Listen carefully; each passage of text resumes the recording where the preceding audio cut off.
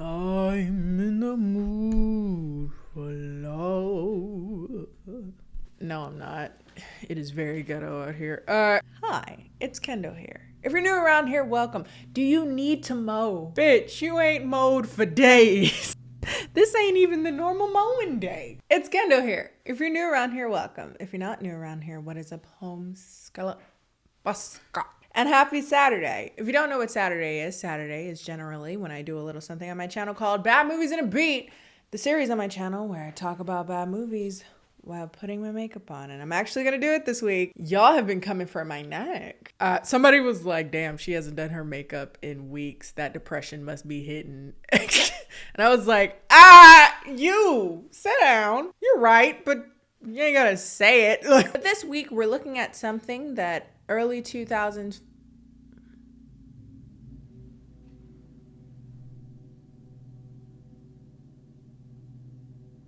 You a bitch.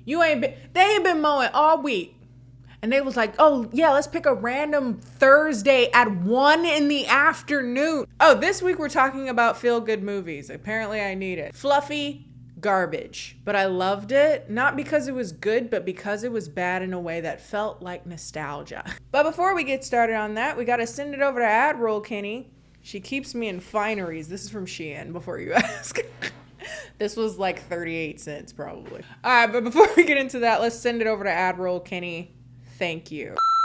Hello everyone, it's ad roll Kennie, and today's video is sponsored by Bright Sellers. Oh yeah, baby, I'm still on my auntie game here. Bright Sellers is your personal sommelier. I know words. Go on their website, you take a quiz, you say what random seemingly things that you like are. How do you like your tea? If you like dark chocolate or milk chocolate. If you like something sweet, if you like something drier. It takes all that information and then curates a box full of wines that you're most likely to love. I've been saying this for a while, but I truly do believe I'm growing into my auntie era. I'm really excited about it, honestly. Like, my skin looks good. I have no kids and I'm drinking wine whenever I want. Bright Sellers is helping me do that because, like, I like wine. I want to know more about wine. One of my favorite components of it is that they come with these cards that give you information about the wines. I think this is so fascinating. I collect these. I have a bunch of these now. Also, if you ever end up giving any of the wines away as gifts, I like to give them this like deck of cards so that they can choose which one sounds most appetizing to them. Alcohol content, the notes, kind of like perfume, like what notes are in it, as well as what is the best serving temperature for the wine, and also food pairings that you may want to consider alongside it. Today we're trying, as if it's not half gone already, Albertaum, a Blaufranc.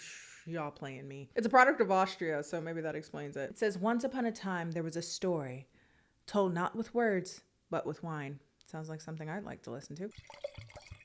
And this has notes of black currant, elderberry, date, and baking spices, which looks to be like a star anise, cinnamon, maybe nutmeg type vibe. That's fall wine. That's very good. Not particularly sweet, but I would say slightly on the sweeter side. And now that we've mentioned it, I do taste a currant berry. This is good. But other meal pairings that this may go well with are savory potato pancakes, beer brats with onions. Oh, beer brats with onions and peppers? Yes. And also unwinding after hitting the gym. So if you would like to check out Bright Sellers and you want to try it for 50% off, click on my link down below and you can get your first 6-bottle box for only $55, including shipping. So feel free to check out the link below if you're interested. Your support actually makes people continue to want to work with me, so I really appreciate it. And let's get on to the debauchery. Cheers, baby. So last week we looked at the second 365 Days movie to come out this year. The next 365 Days, which weirdly enough is not the first sequel, but the second. Garbage akin to what we'd expect from the series, but I did the entire review drunk, so it made it a little bit more spicy. Though people seem to enjoy Tipsy Kennie, she will not be a regular on here. That is not a habit that I would like to start, doing videos drunk. It seems non-conducive to the life I want to live, so I ain't doing that. But The video is funny. It's one of my funnier ones recently. So if you want to check that out, it'll be linked up above, or you can check it out in the Bad Movies in a Beat playlist. Okay, so this week we are back with Netflix. They always coming out with some shit, and y'all should see my list. My list is ridiculous. It's not movies. It's mostly documentaries. I just finished watching one about, it's about a lot of stuff, but crime in India where a dude was shooting like prominent people in the upper caste system, possibly chopping off their heads and drinking the gravy that was produced when they boiled their brains. Just cash. I'll watch gruesome true crime and then like Inside the Mind of Cats. So to level it out. Speaking of lighter topic switching, this week we're talking about love. The weather is getting cooler. Pumpkin spice is wafting through the air already. Somewhere a white Midwestern woman is putting up various shades and sizes of pumpkins in her living room. Sweater weather is slowly approaching us, and I'm actually incredibly excited.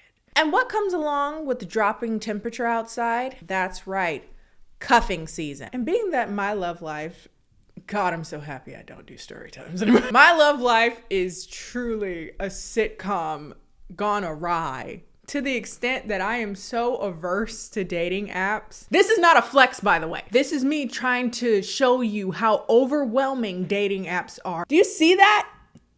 1,700 people on Bumble, and I don't like none of y'all. It's overwhelming. It makes me so depressed because at least when I only talk to like 3 of y'all a month, essentially, it's like, okay, it's 3 guys. But when you like swipe through 1,700 people and not one of them is a decent person, it's truly depressing. Last guy I finally had any vibe with off of Bumble ended up being insane. What does that say about me? The last like 4 dudes I've talked to in some way or another have all ended up being like guys who are like, I've reached a new level of confidence. I feel really good about myself. I'm ready to put myself out there. Meet me. And something about my vibe makes them feel safe to trauma dump and tell them that they will never be over their ex. I'm not upset about it because like I don't want to be with a person who is so ostentatiously obsessed with their ex. I'm not going to fight with you. My man is your man. I don't do that. That is yo man. Yo man completely. That don't sound as good to a rhythm, but I just feel like if it's between me and somebody else, it's always somebody else. Take them. I don't. Like I said, I'd much rather you tell me, oh, low key, I'm still like obsessed with my ex after only talking to me for like a month or 2, rather than you slumming it with me for 4 years. We get married, I'm pregnant, and you're like, low key, I'm still not over my ex. I would have to cut you. And I don't think I would look good in prison orange. So I'm doing great. It's like you're fighting me. It's like you're mad that I told you to shut the up and now they've gotten louder. Do you want to go? Outside of me discovering the key to male vulnerability in the way that lets you know that his true intentions will always be to go back to his ex, my love life is pretty blah. And with that being the case, I have come to the realization that I am in desperate need of something blindlessly optimistic in the realm of love. And no better genre gives you unrealistic but feel-good feels like a shitty early 2000s style rom-com. And good news for me, Netflix has recently made one called Love in the Villa. This movie, though a rom-com, is not particularly funny.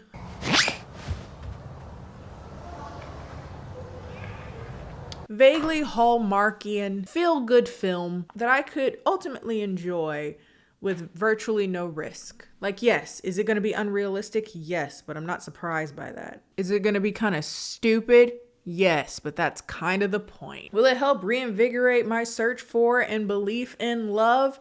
Probably not, but it is a great distraction to the prospect of dying alone. I'm being so dramatic. I actually don't care that much. Because when I think of like a relationship, I also think of like something to upkeep. Main reason I don't have a dog yet. Like, oh my God, you're so cute, but I'd have to like take care of you. And I don't know if I really feel like doing that. In comes Love in the Villa, a film starring Bonnie from The Vampire Diaries, Kat Graham. Congratulations, girl. You finally got that love arc that racism took away from you. But Love in the Villa is a 2022 rom-com about a girl named Julie who goes on a solo trip to Italy after her boyfriend of 4 years suddenly breaks up with her. After a booking mix-up, however, she is forced to share lodgings with a handsome stranger by the name of Charlie, who is there on a wine expo trip of sorts. By the way, him being a wine connoisseur was not pre-planned considering today's sponsor, but you know, serendipitous things do things serendipitously. That's funny.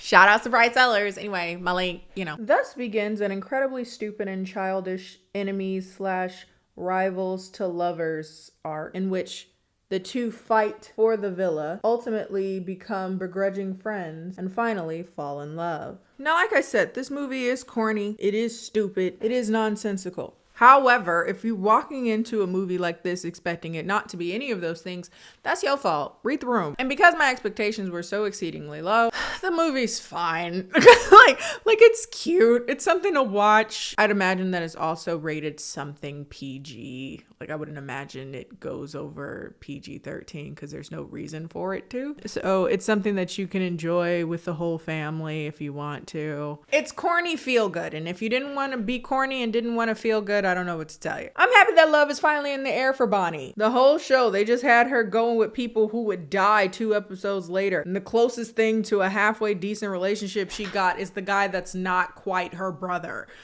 Ew. They couldn't give her better than that. And he died too, I think. And God forbid she possibly go with Damien. That would be too much like the right thing to do. So yeah, though the movie isn't great, it's something about its vague, joyful mindlessness that makes it at least worth one watch if you just want to stop watching true crime for a bit or other documentaries. So, without further ado, this is Love in the Villa. We meet our main character, Julie. Again, she is a 3rd grade English teacher who, as we see through this opening scene, is a big fan of the stupidest love story ever made. And that is why Romeo and Juliet is the most romantic and tragic love story of all time.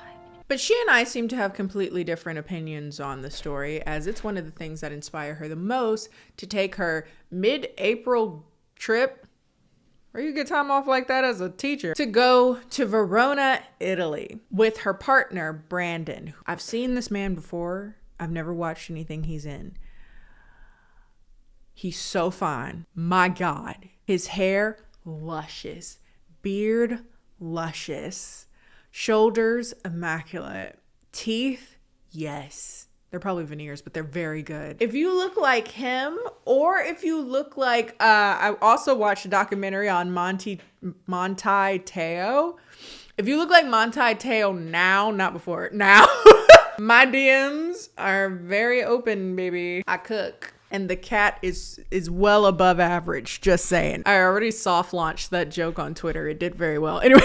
But she's incredibly excited for this trip. Her best friend, our early 2000s GBF, basically like, he's probably gonna pop the question. You guys have been together for 4 years now and you're going to the city of love. You might be getting engaged, girl. But that night at dinner with Brandon, Julie talks about all the plans that she has for them when they're in Verona. Through this, we can see that she's a bit neurotic, a bit of a perfectionist, can't really go with the flow, plan ahead type personality. And personally, I love bitches like that on vacation because one thing about me, I use all my energy trying to figure out how to get there in the first place. And once I'm getting there, I'm like, let's stay in the hotel the whole time. So bitches that come with an itinerary, love you. But in the midst of her excitement about the upcoming trip, she seems to have not noticed that Brandon is in the midst of trying to break up with her. He basically says he wants to break up with her because it feels like they're moving too fast. She reminds him that they've been dating for 4 years.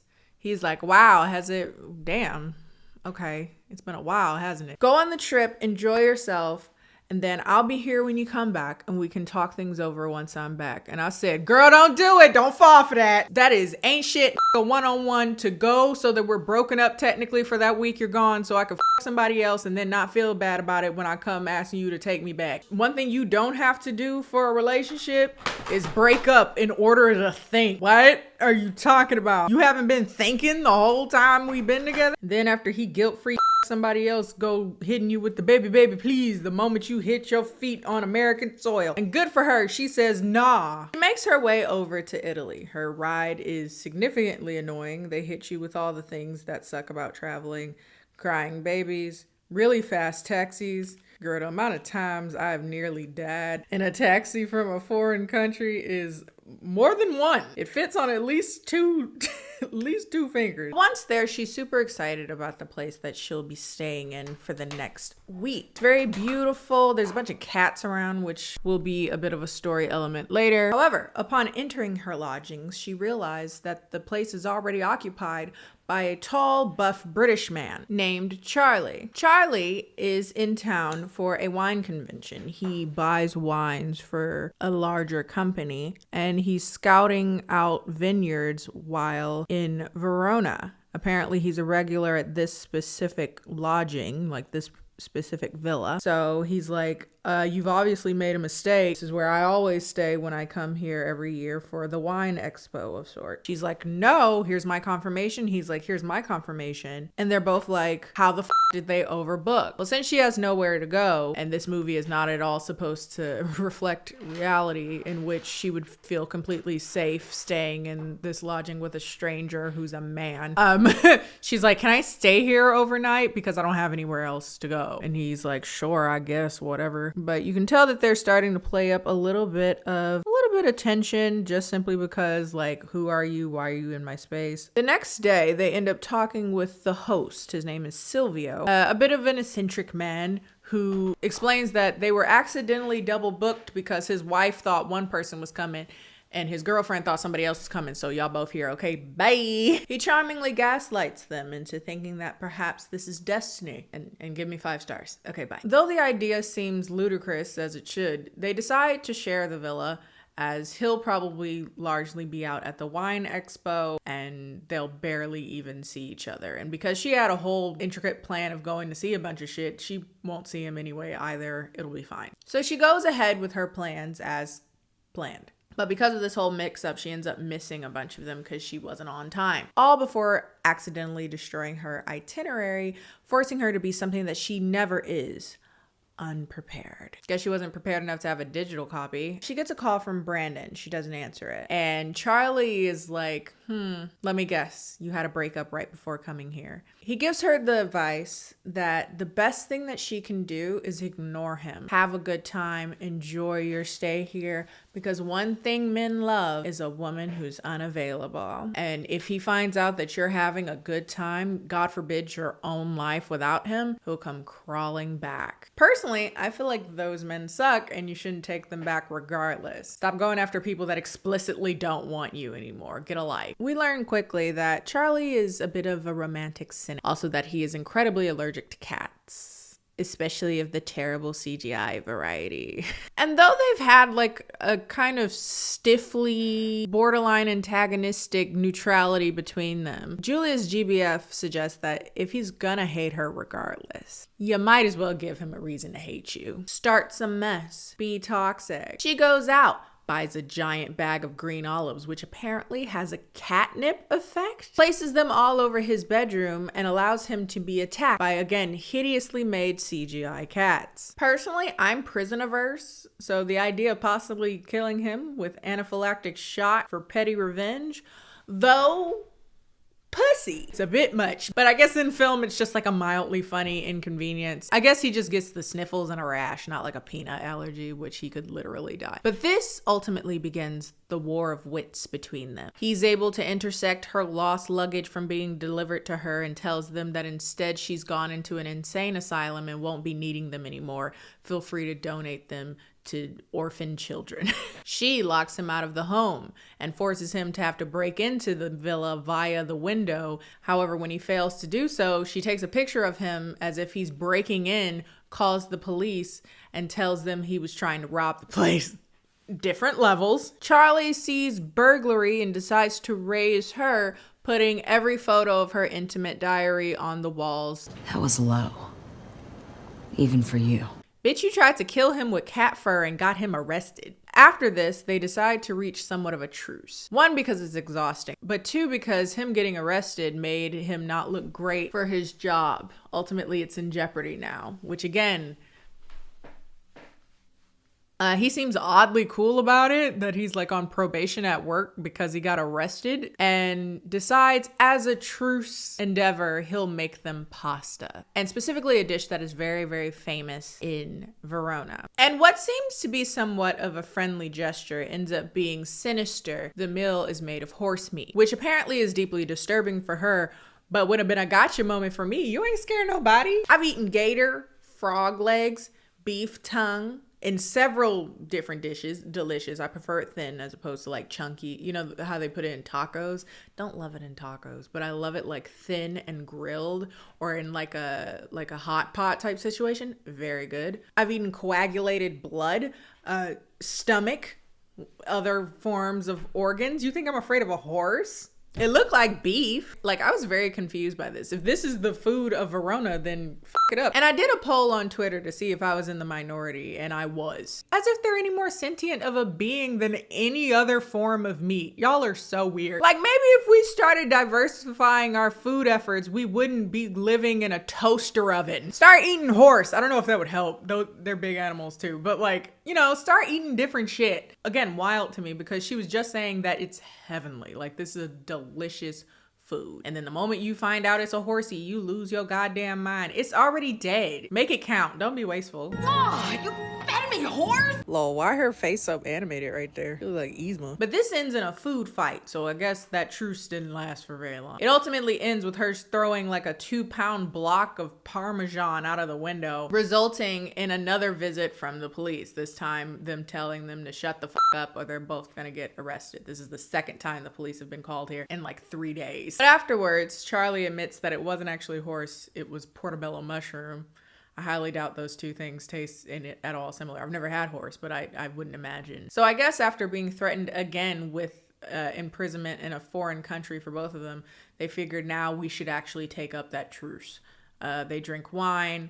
They become vaguely friends of sorts. And just when they finally feel like they've reached some form of common ground, and dare I say, enjoy each other's company to some degree, Charlie gets a call that he is now able to move out of the villa and go into a colleague's hotel room in a better hotel, because his wife just went into labor. They both seem oddly sad about that. Talk about rose-colored glasses. The past is like 3 minutes ago. Y'all got the police called on you twice. She nearly killed you with cat hair once. But he doesn't move out immediately. They spend some more time. They get to know each other as friends. Talk about hopes and aspirations, views on love. He talks about how, you know, had the chance to do whatever he wanted, he would not work at the company that he works in, because though he comes to Italy once a year for this cool expo, the rest of his job is like working in a coffin. So if he had the ability to do anything he'd want, he would run his own vineyard and just live quietly.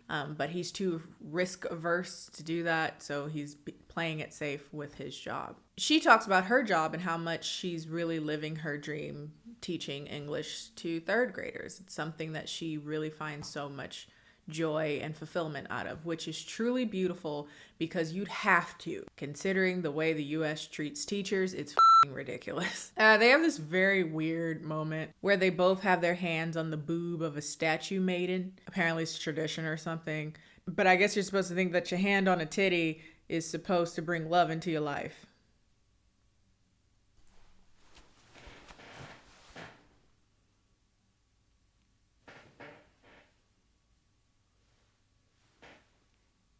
Okay. The next day they spend together before he has to go to like a wine expo meeting type thing, and she kind of invites herself along with that.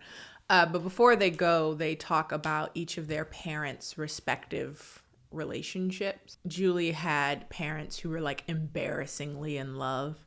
They were always making out and they just really couldn't get enough of each other. And that's really cute. Annoying, but cute. Whereas he had two parents that hated each other.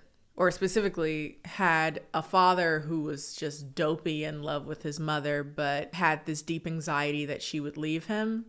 And maybe because she was going to leave him anyway, or because that was a sort of self-fulfilling prophecy, she eventually does leave him, and it just left him broken. I learned then that the power in any relationship resides with the one who cares less. Or, no, don't do that. I was there before. Go to therapy. Your daddy had attachment issues. They also talk about the cosmicness of love, the destiny of love. Julie is very much so a hopeless romantic, so she falls into this kind of cosmic idea of that it's predestined, and when you find the one, it's because you were always meant to find the one or whatever. Whereas Charlie kind of has this idea of like, how is that romantic? If it were just us kind of on like a cosmic string being forced into reality that we had no agency in, how is that romantic? Instead, there's something very romantic that out of 4 billion women on this planet, I could pick a person. And I want that person and I choose that person. That is incredibly, incredibly romantic. I personally believe in somewhere in the middle. I think love is very much so like an aspect of luck. You just meet a person and luckily y'all get along. But there's also the choice to be with that person. Life gets strange and complicated, and you have to make explicit choices for your betterment. And you both have to do that. And that takes a particular amount of agency as well. I didn't know we'd get deep today. Oh my God. They go to that vineyard that Charlie has to go to for his work. She eventually does a tour with the owner. And the owner is somebody that Charlie's basically trying to convince to sell his incredibly good wine for less than it's worth, because they're about to go bankrupt essentially. Because look at this place. How you keep this open? But she tastes the wine and she calls it transcendent, divine, incredible. And in that moment, the wine producer is like, no deal. My wine is ridiculous. I'm not taking it for $18 a bottle or something like that he was trying to charge it for. Absolutely not. That's Trader Joe's wine. Good luck to him. They don't come back to him to say whether or not he was purchased for a higher price or something, but I hope you're doing well, my guy. But the more important thing is their relationship. So Charlie and Julie dance, and they have the most uncomfortable almost kiss. It looked like both of them didn't want to do it. Like, he was going in and he stops, but she also was like, did y'all even want to kiss each other? This is very awkward. But he's like, I can't. He's like, I have to tell you something. So they go back to the villa. They get back to the villa, and there is a woman already inside. She's giving very Gaga 07. She is Charlie's on again, off again fiance. Apparently, before he had come to Italy, they had been off again, and she had left him to go to New York. Like, they're kind of engaged.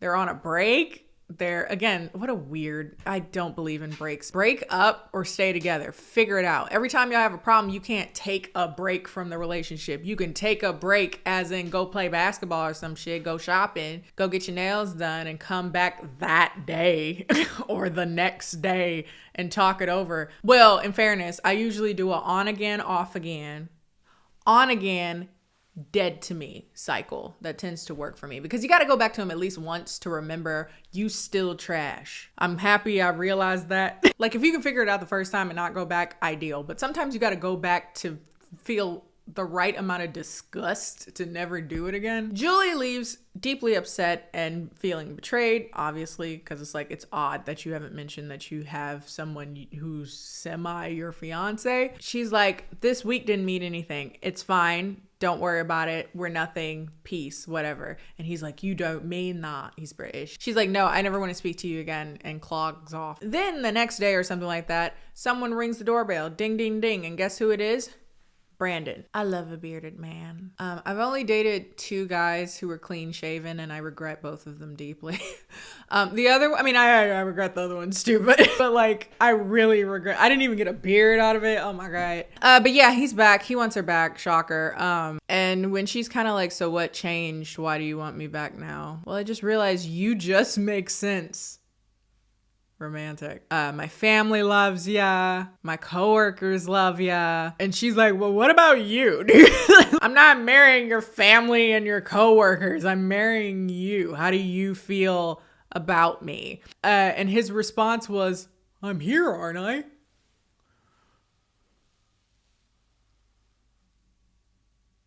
Now, for some reason, this does not start a fight. Because it would have started a fight with me. That's not an answer to my question. How do you feel about me? Oh, I came, didn't I? Those are two different things. How do you feel about me? Like, how do you actually feel about me? What do you like about me? Why do you want to be with me now versus before? Like, what qualities about me do you enjoy? And his response to that very specific question is, well, I came here, didn't I? Like, I would have to cuss you out. My friends like you, my family likes you, and my coworkers like you. So here I am. It's just screaming pussy. It's pussy ass nigga. I don't really feel shit about you, but like everybody else thinks I look better because of you. I appear better because of you. I don't give a fuck about you. And I'll probably treat you and neglect you moving forward because I never actually gave a fuck about you, but everybody else told me that you're a good bet. So here I am in Verona. I will beat your ass. For some reason, she decides to tough it out a little bit. They spend a little bit more time together, and one of the things they end up doing is he wants to take her to dinner at a place that has no opening reservation. But lo and behold, because this is a movie, guess who's already in the dining room? Charlie and his Gaga. She has a name. I don't know. She's gonna be Gaga in this though. And because this is an incredibly awkward and weird situation, Julie drinks a lot. I get you, girl. This was a situation that would have had me drinking. Julie and Charlie end up having a my partner is better off. Charlie's talking about how Gaga is a former model or like a fashion something. Julie's like, well, he's the youngest DA in the city. It's real messy and stupid, but it is a rom-com after all. Afterwards, Julie is sloshed. Very drunk. Brandon walks her back to the villa that she's staying at and ultimately proposes to her. Meanwhile, still at the dinner table, Charlie breaks up with his fiance and runs out to the villa, fighting his way through cats in order to find Julie. But when he gets there, he sees Brandon on his knee proposing and takes it as a sign of defeat before seeing Julie turn down the proposal. The next day, both of the ex-fiancés get in contact with each other.